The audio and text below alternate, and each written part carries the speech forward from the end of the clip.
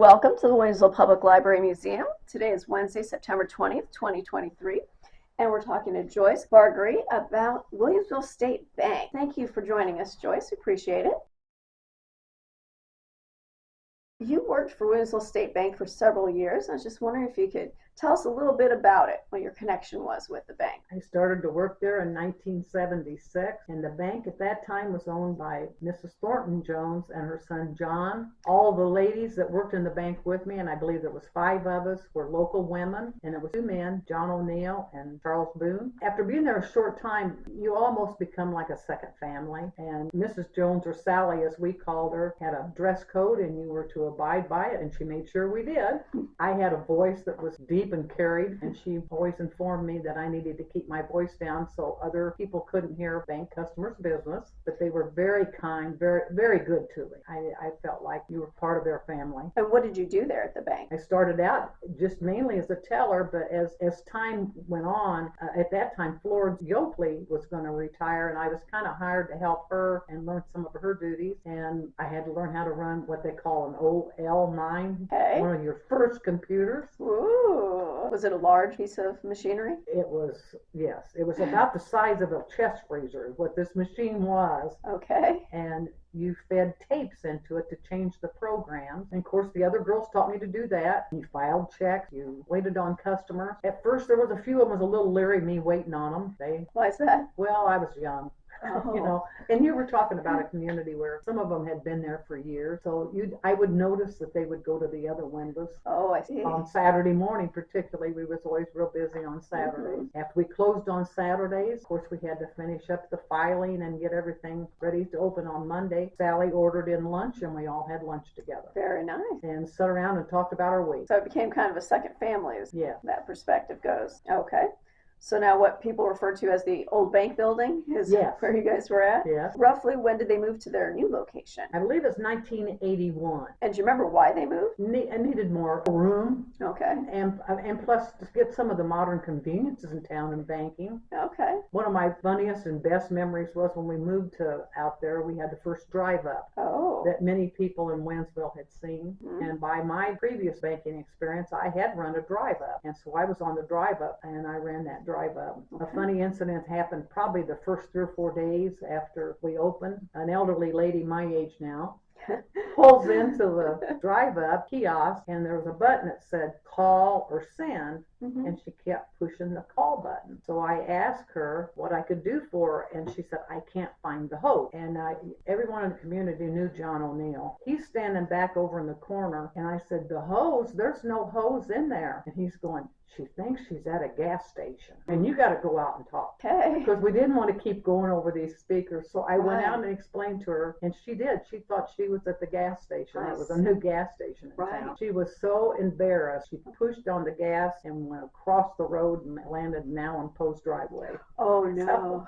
But John went out and helped her get her car straightened out and sent her on home. But we had an upstairs there, and so the bookkeeping unit went upstairs. It separated the departments where we weren't all together. When you think back to your time working at the bank, I know you said it was a bit like a second family. Are there any specific coworkers or anything about the owners that you remember fondly? So I think all the co-workers, you become lifetime friends with them almost. I'm going to say I still see Shelba Thomas regularly. Pat Holly was there. She was over the insurance department with John Jones. Joyce Doby. I could just keep naming the girls that worked there. What do you think made it special? I mean, at the time it was a community bank. What do you think makes that special? It was special because we knew our customers. The special thing was a customer would call up, didn't have any way to come to the bank, and maybe I'd go home for lunch or one of the other girls, and we'd stop and pick them up or pick up their banking and take it to the bank for Wow. them. And Okay. then we would take their receipts or their cash back to them. Sure. Another thing I can remember is once in a while we'd get a phone call, and it would be, for example, Lee looking for someone in town, and he'd say, have they been to the bank today? Have you seen them out? Okay. So you kind of got to be an information corner. Okay. But I think the customers were very blessed with knowing us, and we were part of the community, and we enjoyed knowing our customers. Were there any special days or events that the bank hosted for the community? Yes, we had a 100th anniversary, a 75th and a 100th anniversary party. Like I said, they had the Golden Lifetime Club as years went on that we had events and potlucks for. Was there something called Slobber Day? Well, my memory was Social Security Day. And Okay. all recipients at that time got the Social Security check on the 3rd of the month. So you knew that you were going to be really busy because everybody, the farmers, the people that lived in town would come and they would come in with their check and we would be very busy, to the point that at that time we had a coffee machine in the lobby and you might make 4 or 5 pots of coffee that day because they'd come in and get them a cup of coffee and stand around and talk and wait their turn. So it became kind of a social event. Yes, it was a big day. And it was fun because you did see, that was some customers come in, that would be the only time you saw them, was Sure. Social Security Day. Sure. Okay, so they'd come in and cash their Social Security check and talk. catch up with some neighbors and talk to people they hadn't talked to in a while. And Right. do you remember who was in charge of the bank at that time when you were thinking of those days? I think that was still the Jones family. Okay.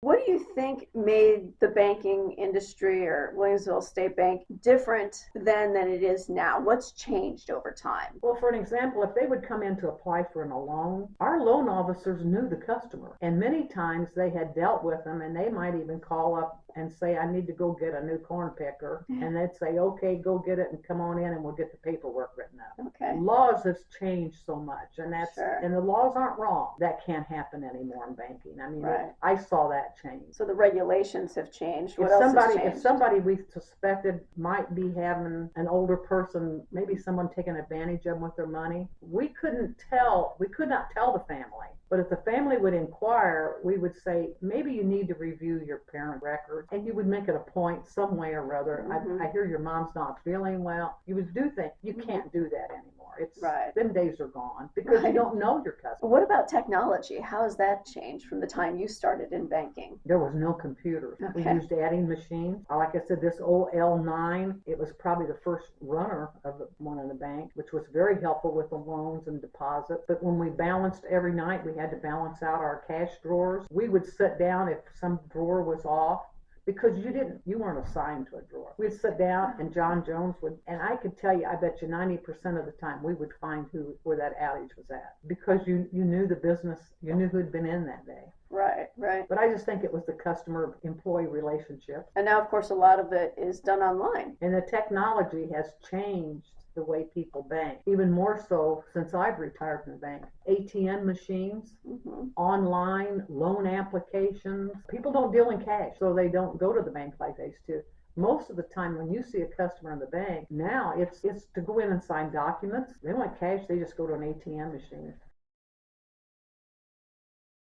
Did you retire from the bank then? Yes, I retired in 2002, and then after that I still served until 2020 on the board of directors. So what does a board of directors do for a bank? It's to oversee the management of the bank, the finances, to make sure that everything is operating legally, and you base your decisions on what management's telling you, but also you have internal auditors that do a review yearly. So originally, when the bank was on the square, was that owned by, you said it was owned by family, Mrs. Thornton and her son? Yes. At what point did that change? I can't tell you the year for sure. That's okay. A group of investors bought it. The primary investors was the Presney family from Springfield. Paul Presney Sr., another person that was served on the board as the chairman of the board for years was Frank Wilhite. He was very important to the bank. Was it sold before or after it moved? After it moved. Okay, so the family moved it to the new location, and then at that point, at some point after that is when it was purchased. Yes. You enjoyed a long history with the Williamsville State Bank, and then you decided to retire. What have you been doing since you retired? Not a lot. We go to Florida every winter. Okay. I'm still pretty active in my church. Okay. So you go with your husband? My husband. My first husband passed away in 1979, and then in 1989 I remarried Larry, my husband, and we go to Florida, do a lot with our family. So you have a few, I'm assuming, nephews, nieces, grandkids perhaps in the area? Right. Of course, my mother lived to be 103. Wow. And so every year we, of course, after kids got older, we'd have a birthday party for her.